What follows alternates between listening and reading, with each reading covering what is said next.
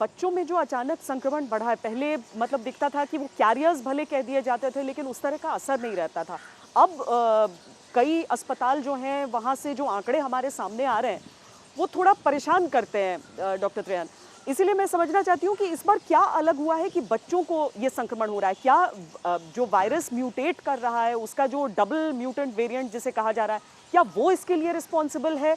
या फिर ये बात कि कुछ स्कूल खुल गए, कुछ बच्चों ने बाहर जाना, मिंगल करना शुरू किया, ये वजह है? दोनों दोनों बातें हैं। मेरा ये एक तो जो ये बात थी कि जैसे अटेम्प्ट किया गया कि कुछ स्कूल खोल दे, बच्चों ने भी थोड़ा जैसे एडल्ट्स रिलैक्स हुए, बच्चे भी रिलैक्स हो गए, मतलब स्पोर्ट्स खेलने लगे, यहाँ बाहर जाने लगे, तो उसका भी प्रभाव है।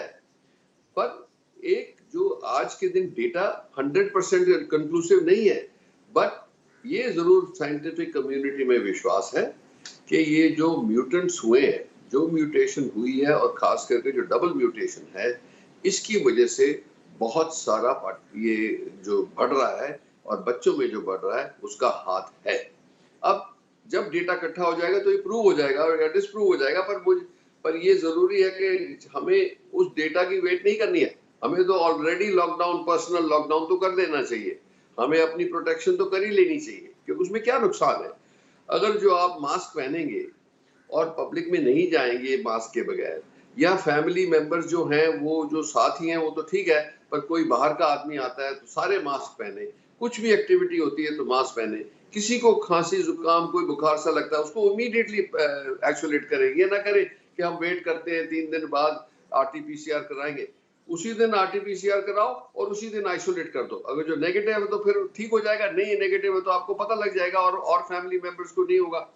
अब ये एक और हमने जो डिफरेंस देखा है पहली वेव में, कि अब तो सारे फैमिली मेंबर्स को इकट्ठे होता है, तो इसका मतलब ये सुपर स्प्रेडर है। जो भी वायरस है, जो भी म्यूटेशन है, ये सुपर, क्योंकि 4-4, 5-5 लोगों को पहले नहीं देखते थे, ये देखते थे कि एक को हो गया, 2 को हो गया, बाकी 3-4 मेंबर्स बच गए। आज वो नहीं हो रहा है। आज हो रहा है कि ऊपर नीचे कई फैमिलीज हैं, सारी की सारी फैमिली आज हमें फोन कर रहे हैं कि जी हमारे 5 जनों को हो गया, हमें ये हो गया, और बेड्स नहीं है। तो ये भी एडवाइस मैं देना चाहूंगा पब्लिक को कि एक तो जैसे मेदांता से भी है और हॉस्पिटल से भी है, एक ऐप हमने बनाया है जिसमें कोविड ऐप जिसको हम कहते हैं, उसके अंदर आप इमीडिएटली कांटेक्ट कर सकते हो हमारे होम क्वारंटीन डॉक्टर्स के साथ। जैसे ही किसी को फैमिली में लगता है आप इनसे कांटेक्ट करें, आपको इमीडिएटली एडवाइस मिल जाएगी कि क्या दवाइयां शुरू करनी है, हॉस्पिटल में आने की जरूरत है कि नहीं, क्योंकि 3 टाइप की फैसिलिटीज है। एक, अगर जो उचित है तो होम क्वारंटीन हो सकता है, अगर जो आपके पास एक अलग कमरा हो जिसमें जिस शख्स को हुआ है उसको क्वारंटीन कर सकते हैं। अगर जो वो फैसिलिटी नहीं है घर में, तो क्वारंटीन सेंटर्स बने हुए हैं।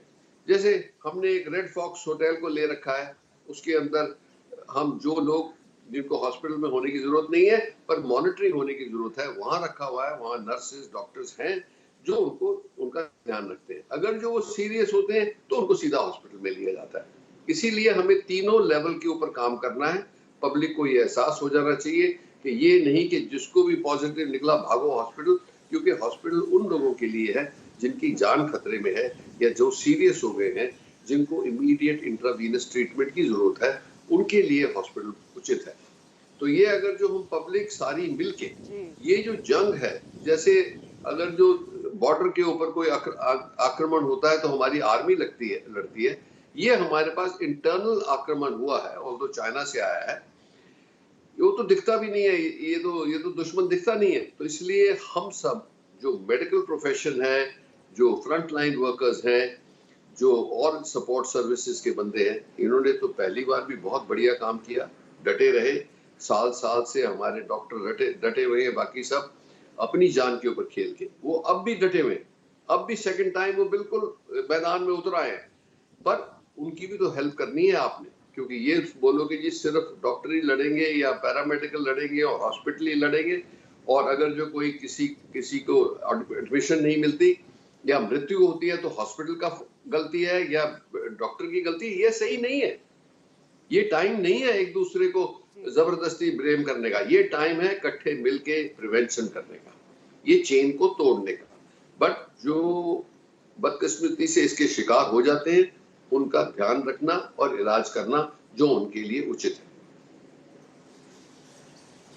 ये सही बात आप कह रहे हैं डॉक्टर त्रेहन की अपनी सोच को भी उस हिसाब से करना होगा, साथ मिलकर लड़ना होगा। बहुत बहुत धन्यवाद इस पूरी चर्चा में हमारे साथ जुड़ने के लिए।